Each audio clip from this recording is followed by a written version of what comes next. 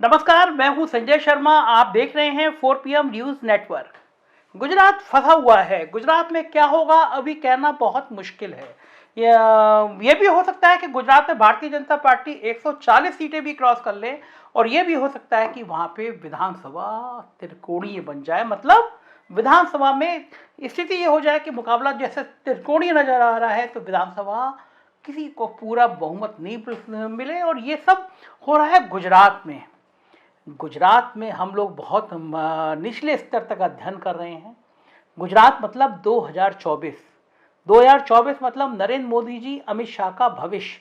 2024 मतलब अंबानी अडानी का कारोबार। बहुत कुछ 2024 पर निर्भर है। और 2024 किस पर निर्भर है? 2024 निर्भर है गुजरात के चुनाव पर। कब मैं बातचीत कर रहा था अशोक वानखेड़े जी से, तो वो कह रहे थे कि अगर 130 से ऊपर गई सीटें तो ये तय बात मानो कि गडकरी और राजनाथ सिंह का टिकट तक कट जाएगा। और ये सीटें 100 से नीचे रह गई, इसका मतलब प्रधानमंत्री जी का उनकी पार्टी में ही विरोध शुरू हो जाएगा। तो जाहिर है कि गुजरात बहुत मुश्किल है, गुजरात बहुत परेशान करने वाला है। यही कारण है कि भाजपा शासित सभी राज्यों के मुख्यमंत्री गुजरात के चुनाव में उतार दिए गए हैं। प्रधानमंत्री ताबड़तोड़ रैली कर रहे हैं, भावनात्मक रिश्ता अपना रहे हैं, कांग्रेस से परेशान है, कांग्रेस का जिक्र कर रहे हैं, कह रहे हैं मेघा पाटेकर जैसे लोगों तक को कांग्रेस साथ ले आई है। कह रहे हैं ये लोग बाहर के लोग हैं, भावुक हो रहे हैं, कह रहे हैं मुझे मुझे मेरी औकात बता रही है। इस तरह की चीजें प्रधानमंत्री जी को गुजरात में कहनी पड़ रही है। वो गुजरात जो उनका अपना राज्य है। कोई सोच सकता था कि गुजरात का चुनाव भी फंस सकता है? अब से कुछ महीने पहले तक लगता था कि गुजरात तो यूं चुटकी बजाते नहीं उठ जाएगा। गुजरात की जनता को पता ही नहीं है उनका मुख्यमंत्री है कौन।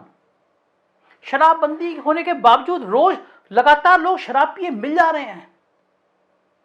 गुजरात की राजनीति क्या है ये मैं आपको आज विस्तार से बताऊंगा, और मैं एक ऐसे शख्स से मिलवाऊंगा जिसने राजनीति की नब्ज पहचानी।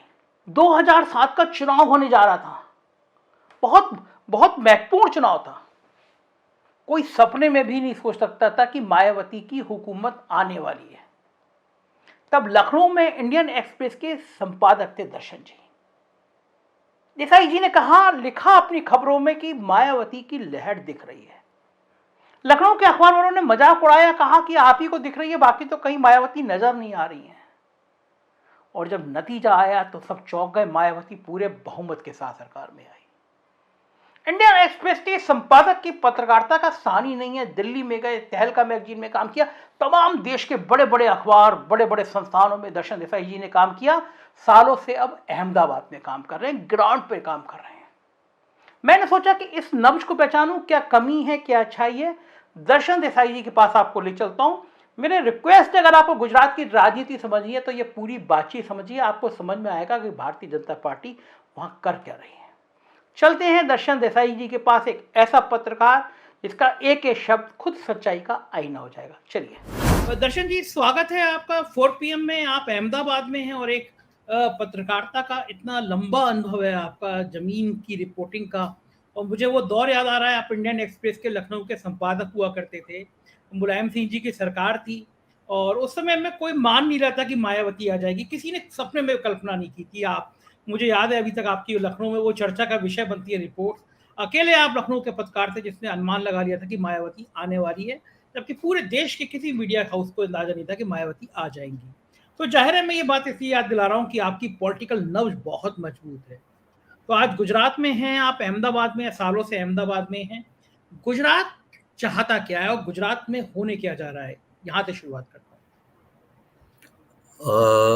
चाहता क्या है वो बहुत ही पेचीदा सवाल है, तो उस पे हम बाद में आते हैं। लेकिन होने क्या जा रहा है उस पे थोड़ा सा थोड़ी सी बात कर सकते हैं। देखिए, पहली बात तो ये है कि सर्वे आए हैं कि 131 से लेके 140 तक की भाजपा की सीटें आएंगी। वो सी वोटर और दूसरे भी किसी का आया, मैं नाम भूल रहा हूँ, कई सर्वे आए हैं जो ये कह रहे हैं। तो मेरा और जो जिन्होंने सर्वे किया था उनसे मेरी पर्सनल लेवल पे बात भी हुई थी। उसमें से कोई लोग मेरे साथ, मेरे कलीग रहे थे एक, तो उनसे बात हुई थी। तो मैंने उनको ये बोला था कि आप जो ये लिख रहे हैं, ये सर्वे जो आप दे रहे हो, तो मुझे ये ऐसा लग रहा है, मुझे यहाँ बैठ कर के, मैं यहाँ अहमदाबाद में बैठा हूँ और आप दिल्ली में बैठे हैं, आप सर्वे कर रहे हैं, तो मुझे ये लग रहा है कि मैंने बहुत साल घास काटी है, मुझे कुछ समझ में नहीं आ रहा है क्या हो रहा है। क्योंकि मुझे लगता, मैंने बोला फिर आपको पक्का पता है कि आपने ये सर्वे गुजरात में ही किया था या कहीं और किया होगा? तो बोले आप ऐसा क्यों कह रहे हो? मैंने बोला सिंपल रीज़न ये है कि एक तो ज़मीनी हकीकत ऐसा कुछ मुझे दिखाई नहीं पड़ रहा है।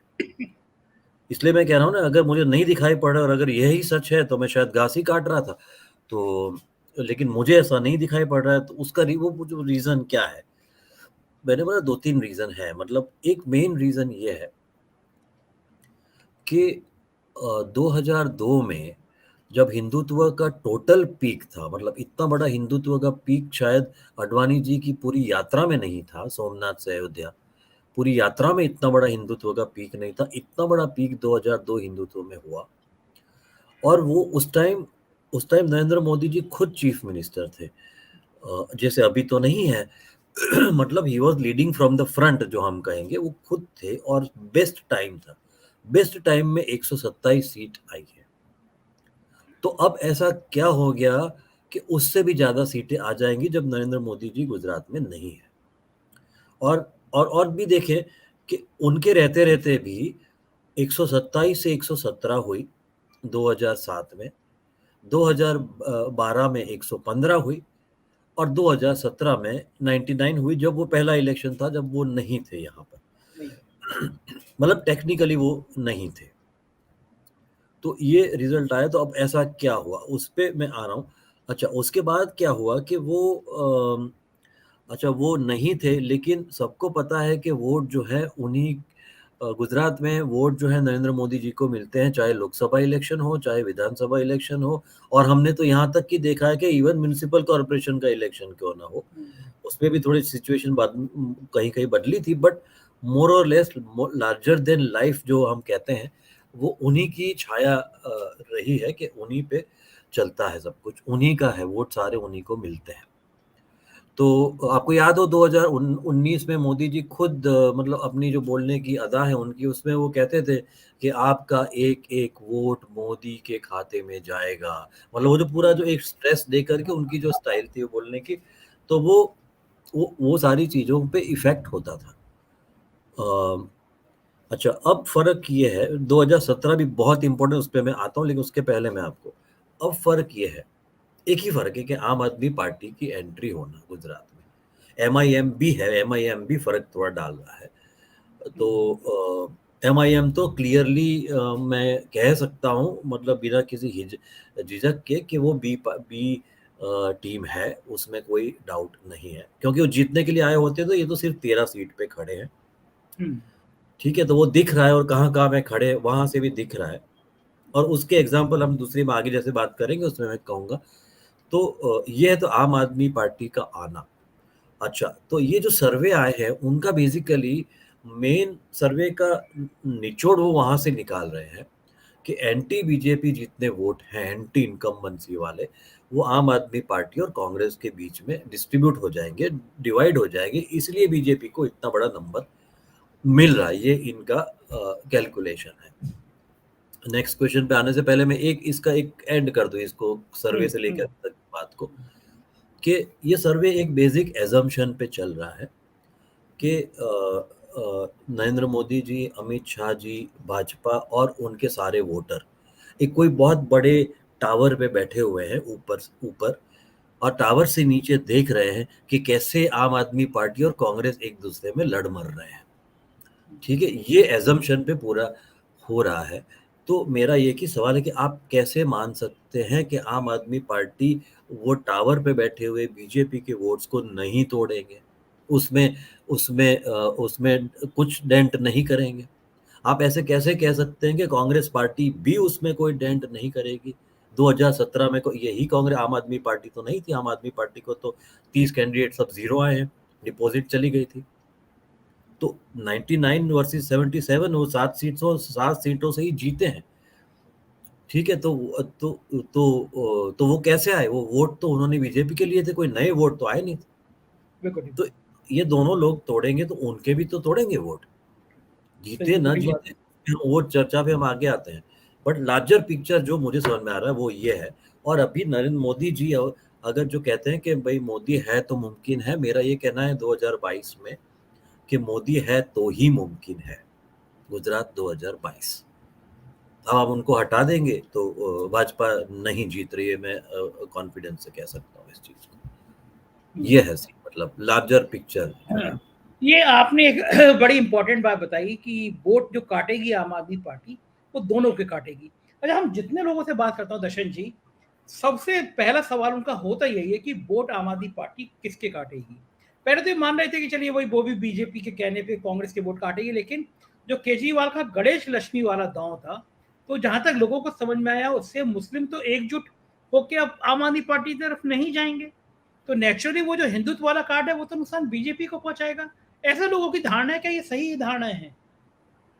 नहीं, देखिए बेसिकली केजरीवाल जो हम इंग्लिश में कहते हैं ना, taking a leaf from somebody's book, किसी की किताब से एक, तो केजरीवाल जी ने जो लीफ नहीं लिया है, उन्होंने पूरे के पूरे चैप्टर उठाए हैं, ठीक है, भाजपा की बुक से।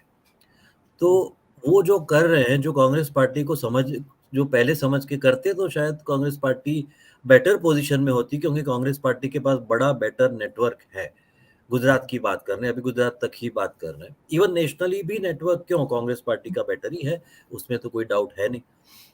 तो इन्होंने क्या किया, ये बेसिकली कभी कभी जो है ना वो केजरीवाल भी थोड़ा थोड़ा खेलते रहते हैं वो। तो ये जो है उन्होंने एक पुड़िया छोड़ दी, ठीक है। तो बेसिकली वो जो ट्रॉल बोलते हैं ना, वो बेसिकली वो ट्रॉल कर रहे हैं भाजपा को, वो ट्रॉल कर रहे हैं कि इस पे आप क्या कहोगे। तो वो इनकी भी एक स्टाइल है कि आप जो है नॉन इश्यूज पे या छोटी छोटी ऐसी इमोटिव इश्यूज पे, ऐसे इश्यूज पे आप चढ़ा दो पूरी डिबेट और चर्चा। तो यही उन्होंने काम कर दिया कि उन्होंने चढ़ा दिया। एक मिस्टेक उनकी जो ये हो रही, क्योंकि अच्छा वो लार्जर पिक्चर देख रहे हैं, केजरीवाल लार्जर पिक्चर देख रहे हैं, जो कांग्रेस कांग्रेस देखती भी है, नहीं भी देखती है, और बीच में कंफ्यूज भी हो जाती है। यही कांग्रेस का प्रॉब्लम, उस पे भी हम आएंगे क्यों क्यों इस बार कांग्रेस के लिए बहुत बड़ा मौका था। और अगर अगर मतलब अगर कांग्रेस को अभी भी समझ में आए तो शायद कुछ कर पाए, तो उस पे भी हम आते हैं। लेकिन ये जो है केजरीवाल जो है बड़ा वो लॉन्ग टर्म देख रहे हैं। केजरीवाल को एक बात समझ में आ गई है कि जो उनकी एरिया ऑफ एक्सपर्टाइज नहीं है, जो हिंदुत्व हिंदुत्व वो मोदी की टेरिटरी है, बीजेपी की भी नहीं है, मोदी की टेरिटरी है, आप उसमें नहीं जा सकते हो।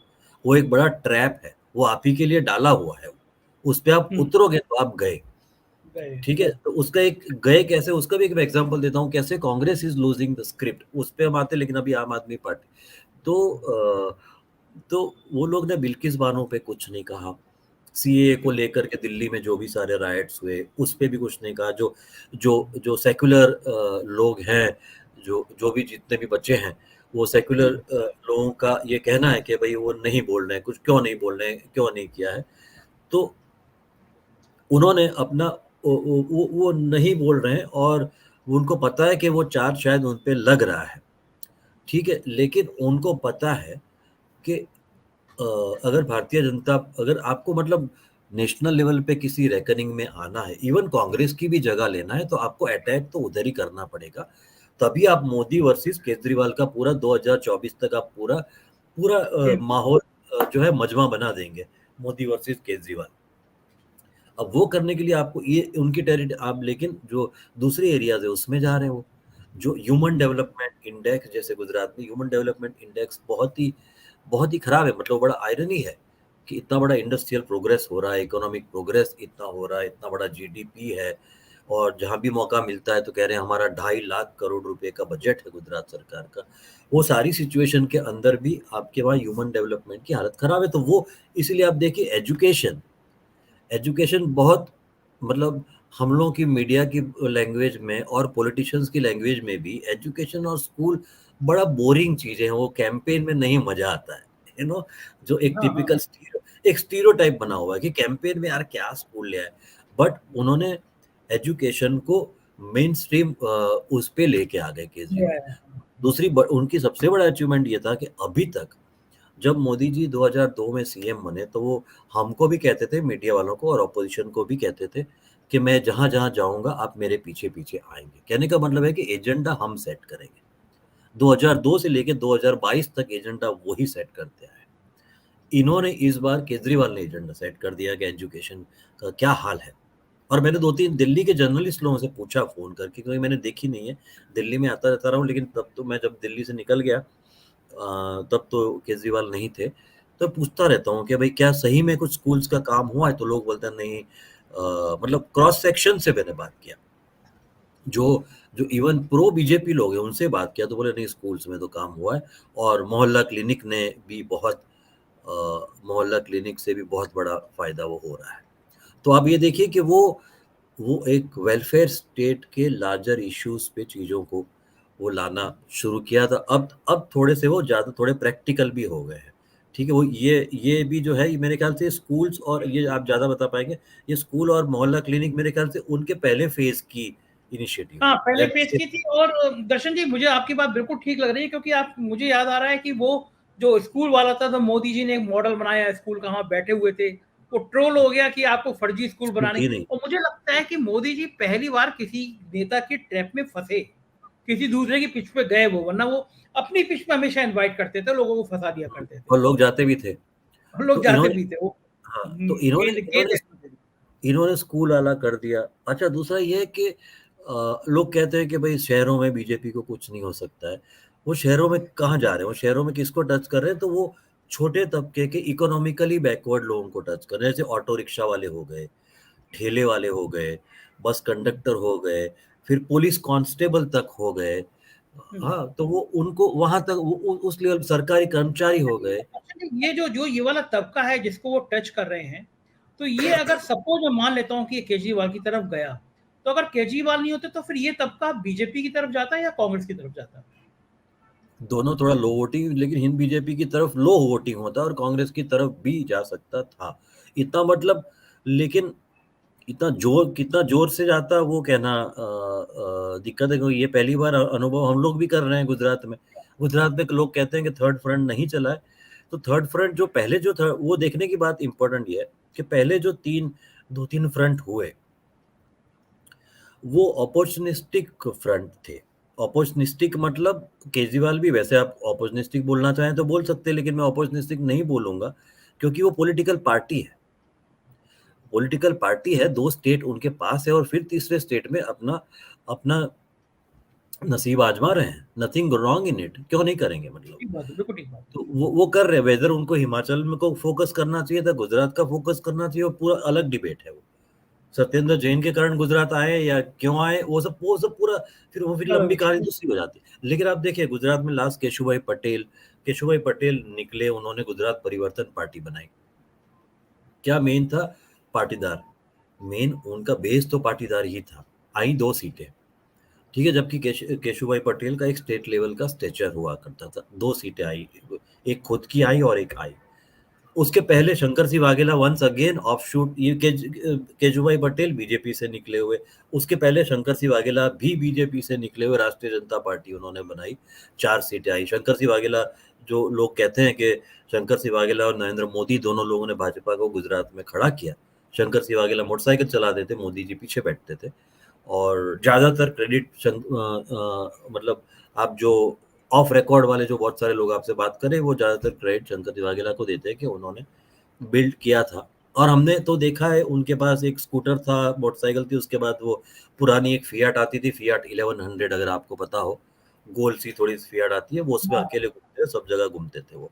तो लेकिन शंकर सिंह वाघेला जैसा आदमी जिसका स्टेट उस वो 4 सीट ला पाए, ठीक है? उसके पहले थोड़े से सक्सेसफुल थे चिमन भाई पटेल। चिमन भाई पटेल कांग्रेस के थे ओरिजिनल, वहाँ से निकले, उन्होंने जनता दल बनाया, और उन्होंने सरकार भी बना ली। जन बीजेपी 1990 में तो जेडी बीजेपी की मिली-जुली सरकार बनी, कोएलिशन। जो 92 में बाबरी के बाद हटा, कोएलिशन टूटा, फिर वो कांग्रेस में वापस गए। तो उनका वो पहले जब पहले भी उन्होंने पार्टी के अंदर रिवोल्ट करके कांग्रेस पार्टी में रह करके उन्होंने ये एक सरकार अपनी बनाई। उसके बाद नवनिर्माण एजिटेशन बहुत बड़ा हुआ, उसमें उनकी सरकार गिर गई।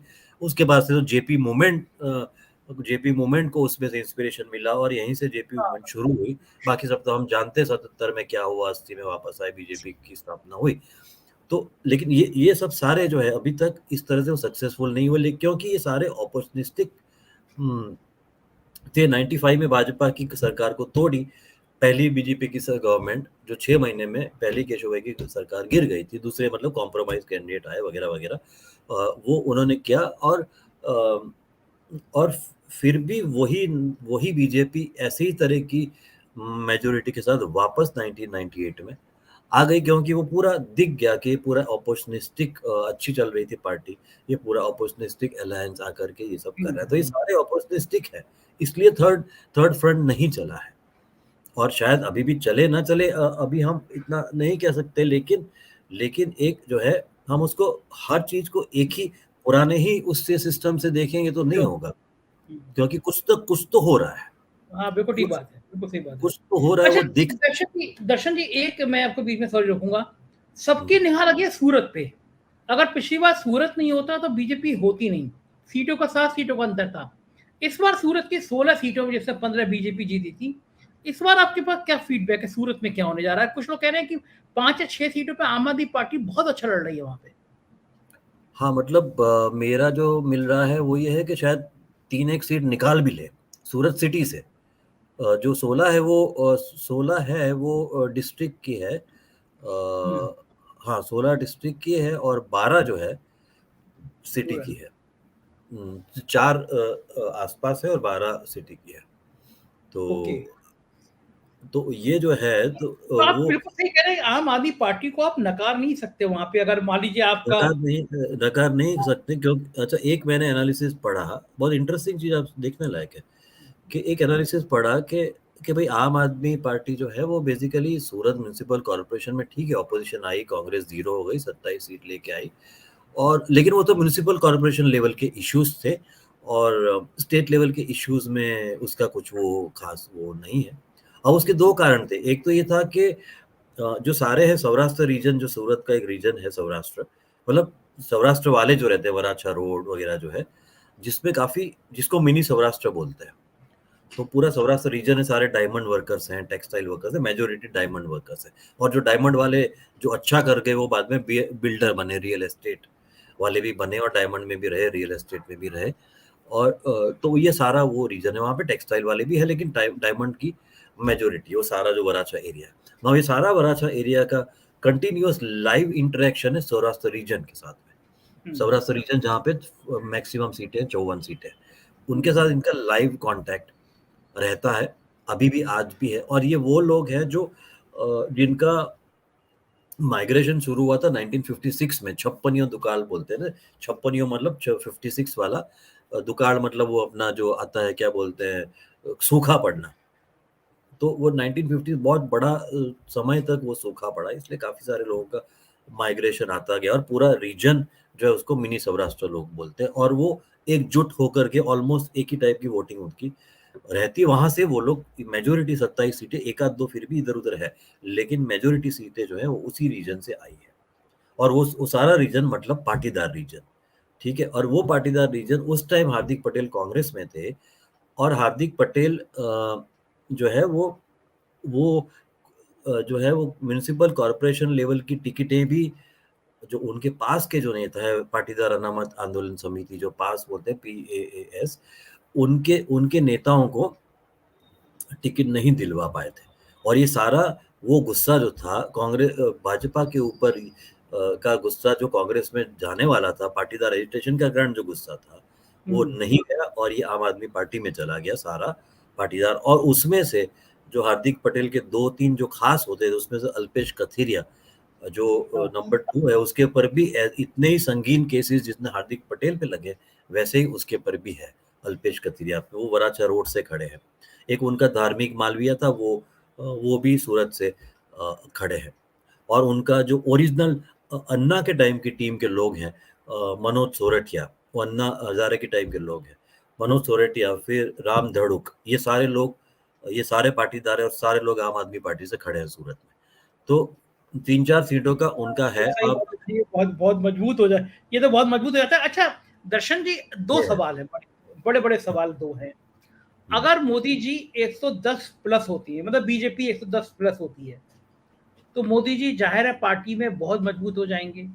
अगर 120 हुई तो और मजबूत हो जाएंगे। लेकिन सीटें अगर 100 से कम होती हैं तो 2024 में मोदी जी और शाह जी के ऊपर इसका क्या असर पड़ेगा? मतलब एक बड़ा चैलेंज खड़ा हो जाएगा। चैलेंज उसको सिर्फ हम नंबर्स में ना देखें। देखने की बात जो है वो ये है। अच्छा ना, अब मैं 2017 की बात करता हूँ, तो आपको मैं रेफरेंस टू कॉन्टेक्स्ट मिलेगा कि 2017 में हार्दिक पटेल, लोग कह रहे हैं कि हार्दिक पटेल का एजिटेशन, फिर जिग्नेश मेवाणी और अल्पेश ठाकुर, ये तीनों की वजह से कांग्रेस पार्टी की का इतना अच्छा परफॉर्मेंस रहा। ये बात सही भी है और टोटली सही नहीं भी है। ये राहुल गांधी का बेस्ट स्टिंट था। अब राहुल गांधी की पॉलिटिकल करियर का बेस्ट टाइम 2017 गुजरात था। वो भी आप देखिए गुजरात में, ठीक है, जहाँ से मतलब पप्पू, ज्यादातर लोग पप्पू बनने की जो सारा बेस सब वहीं से, ज्यादातर लोग वहीं यहीं पप्पू उनको बोलते हैं। तो उनकी, अच्छा उन्होंने क्या मुद्दे रेस किए? उन्होंने मुद्दे रेस किए अनएम्प्लॉयमेंट, ठीक है, उन्होंने मुद्दे रेस किए किसानों में जो स्ट्रेस था वो इश्यूज रेस किए। उन्होंने बहुत सारे जो ह्यूमन इंडेक्स वाले भी रेस किए, लेकिन मेन ये सब उन्होंने प्राइवेटाइजेशन, जमीन, ये सब इश्यूज, जल जंगल जमीन आदिवासी एरिया में, ये सारे इश्यूज पे उन्होंने बात की। और पहली बार ऐसा हुआ, जब मैं देख रहा था, मैं उनके पीछे पीछे गया था पूरे उनके टूर में गुजरात में, तो हमने पहली बार देखा कि वो एक बार भी हिंदुत्व का ही नहीं कर रहे। भले वो 26 मंदिरों में जाके आए थे, लेकिन उन्होंने कोई उस पे जाके आए, बस उतना ही किया, उससे ज्यादा कुछ नहीं किया। उस पे सिर्फ इमेजेस बनी, फोटो ऑफिस बने, वीडियो बन गए, लोगों ने उनको सॉफ्ट हिंदुत्व वगैरह भी चला दिया। जबकि मेरा मानना है सॉफ्ट हिंदुत्व नाम की कोई चीज नहीं होती, हिंदुत्व एक ही होता है, हार्ड होता है, ठीक बात है, बिल्कुल सही। सॉफ्ट वॉफ्ट कुछ नहीं होता है। तो और और वो एक ही हिंदुत्व है जो इनका उस पे उनका पूरी मोनोपोली, कमांड है। आप उस नहीं, उसमें आप नहीं छू सकते उसको। अच्छा। तो लेकिन इन्होंने उसमें बिल्कुल गए नहीं वो, यही बात की। अच्छा, एक पाटीदार, एक ओबीसी और एक दलित, वो एक प्लेटफॉर्म पे आना गुजरात में, वो अपने आप में एक बहुत बड़ी घटना थी, क्योंकि ऐसा हो नहीं सकता है। तीनों एक दूसरे के, मतलब रादर रादर पाटीदार और ओबीसी सब दलितों के एक्सप्लॉइटर रहे हैं। तो एक दूसरे का कास्ट बेसिस पे बड़ा एक्सप्लॉइटेशन होता है। दलितों पे बहुत अत्याचार होते हैं गुजरात में, मेजोरिटी और हाई कास्ट, जिसमें पाटीदार का बड़ा रोल है। लेकिन ये तीनों साथ में आए।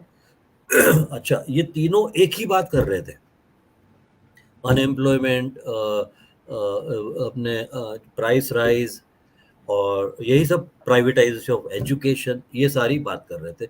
और वो सब जगह उनको ट्रैक्शन मिल रहा था। हार्दिक पटेल की रैली में, मैंने एक दो रैली ऐसी देखी है, मोरबी में भी देखी थी, कि हार्दिक पटेल की रैली में मोदी जी से ज्यादा लोग देखे गए थे सेम डे, ऐसा भी देखा गया था। और आया तो बिल्कुल ठीक कह रहे हैं।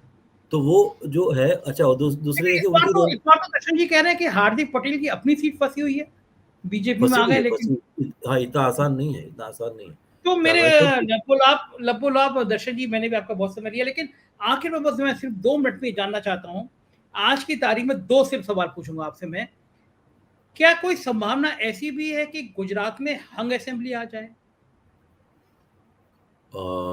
अभी मतलब ऐसे में देखें तो ऐसा लग रहा है कि आ सकती है ऐसा, क्योंकि अब आप देखिए, अब जिस तरह से पैनिक तो आपको दिख रहा है बीजेपी में, जिस तरह का पैनिक है, जितनी सारी रैलीज किए हो रही है, ठीक है, सारे और मुख्यमंत्री उतार दिए अपने, सारे मुख्यमंत्री उतार दिए। सारे मुख्यमंत्री, और दूसरा मोदी जी की खास एक चीज है कि वो जब सन ऑफ द सॉइल पे आ जाते हैं कि भाई मैं जो है मतलब गुजरात का हूँ, ये सब बाहर वाले हैं, आम आदमी पार्टी है, दूसरे लोग बाहर वाले हैं, कांग्रेस तो वैसे भी देखिए मेधा पाटकर वो रैली में चली गई जी। अच्छा, और कांग्रेस में पता नहीं कोई जिंक्स है या किसी ने सिखाया है, पता नहीं, कि हर इलेक्शन के थोड़े दिन पहले वो ये बोल देते हैं, इन्होंने औकात बोल दिया मधुसूदन उनका मिस्त्री बोल ने। मत सुना, वो तो उनको अब वो बोल मोदी दिया, जी को बैटिंग करना भाई पड़ता है। उनको, मोदी जी को आप एक लूज बॉल दे दोगे तो वो पूरी मैच हाँ, ले तो जाएंगे, सिक्सर आप मारेंगे समझ भाई, लीजिए, सिक्सर मारेंगे। ठीक है। लेकिन वो वो महेंद्र सिंह धोनी है।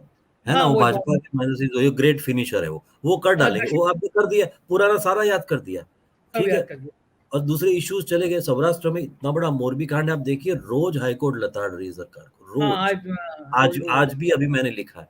तो मतलब हाँ, आप देखिए इतना बड़ा है, तो कांग्रेस सारे पार्टी मुद्दे इतनी महकमे में चले गए। स्ट्रांगली उसको यूज़ नहीं एक्सप्लॉइट नहीं कर पा रही है, वो कांग्रेस पार्टी की वीकनेस है। तो ठीक वो बात है। भारत जोड़ो आपने कर लिया, लेकिन गुजरात छोड़ो भी कर रहे हो आप, है ना? बिल्कुल तो ठीक वो है। क्यों कर रहे हो? इन तो लाइनों पे बहुत सोचना पड़ेगा कांग्रेस को भी। और दर्शन जी और एक आज आखिरी आपने चीज़ बहुत जो मैं पहले कह रहा था, आखिरी एक सेंटेंस जो अब मैं पहले कह रहा था कि तो वो क्या हुआ कि वो सारी जो टारगेट था 2017 में, वो सारी देश की इकोनॉमिक पॉलिसीज़ के ऊपर टारगेट किया जा रहा था। और वो हुँ, वोट जो हम कहते हैं कि वोट उनको मिलता है, तो ये वोट भी उन्हीं को मिला था जो 77 न नौ 99 पे आके रुक गया था। वो वोट भी बिल्कुल उन्हीं सही को बात है। मिला वो था। और इसी ऐसी करीब बात है। 10-12 सीटें ऐसी थी जहाँ 1000 से नीचे का मार्जिन था कांग्रेस कैंडिडेट जहाँ हारे हैं। बिल्कुल तो ठीक, बहुत बड़ी काफ़ी बात ज़्यादा कही आपने दर्शन जी। तो और बहुत ये सीन जो इंटरेस्टिंग है नेशनल लेवल पे ये चीज़ इकोनॉमिक पॉलिसीज़ पे प्ले आउट होगी। जो आदिवासियों का उन्होंने बोला जल, जंगल बट सीरियस इश्यूज़ है वो। मतलब मैं कुछ बोलूँ छोड़ दीजिए आप रिसर्च लोगों से पूछ सकते हैं, सरकार रिसर्च करवा सकती है क्या हो रहा है। उनके पास वो कोई पॉलिसीज़ नहीं दिखा पा रहे हो। जवाब देते तो वही दिखाते हैं जवाब कि हमने आदिवासी प्रेसिडेंट लेके आए, आपने को तो कुछ नहीं किया। बिल्कुल ठीक बट बात है। जो जो जल, जंगल, ज़मीन के सीरियस इश्यूज़ हैं, उसको उसको देखा जाना चाहिए और मेरे ख्याल से अगर अगर ये सारे इश्यूज़ जो है वो 2024 में इश्यूज़ बड़े बन के आएँगे। किसानों का इतना बड़ा आंदोलन हुआ था, आपने बिल्कुल देख ठीक लिया। बात है। ये मुद्दे होंगे और गुजरात अगर गलती से भी असेंबली आ गया तो बहुत बड़ा हो जाएगा। दर्शन जी शुक्रिया हमसे बातचीत करने के लिए। गुजरात में हम लगातार आपको परेशान करते रहेंगे क्योंकि मुझे नहीं लगता कि गुजरात से अच्छी ज़मीनी धरातल की सच्चाई कोई और बता पाएगा। बहुत-बहुत शुक्रिया आपने हमको समय दिया। धन्यवाद, धन्यवाद। सुना आपने? दर्शन देसाई जैसे पत्रकार भी मान रहे हैं कि संभव है कि यहाँ पे विधानसभा में किसी को पूरा बहुमत ना मिले। अगर ऐसे हालात होते हैं तो देश की राजनीति में भूचाल आ जाएगा, भारतीय जनता पार्टी की राजनीति में भूचाल आ जाएगा। और अगर आम आदमी पार्टी ने वास्तव में बीजेपी की नाराजगी वाले वोटों में बंटवारा कर दिया तो भारतीय जनता पार्टी एक बड़े अंतर से चुनाव जीतेगी। तो जाहिर है प्रधानमंत्री और मजबूत होंगे। गडकरी, राजनाथ सिंह, शिवराज सिंह चौहान, वसुंधरा राजे, योगी आदित्यनाथ, इन सब पे असर पड़ेगा। क्या होगा हम बताते रहेंगे। देखते रहिए 4 PM न्यूज नेटवर्क। रिक्वेस्ट है आपसे, हमारा नया चैनल 4 PM गुजरात लॉन्च हो गया है। गुजरात की हर खबर आपको गुजरात से मिलेगी, सब्सक्राइब करिए। यूपी की खबर देखना हो तो 4 PM यूपी और बिहार की देखना हो तो 4 PM बिहार सब्सक्राइब करिएगा। शुक्रिया, थैंक यू।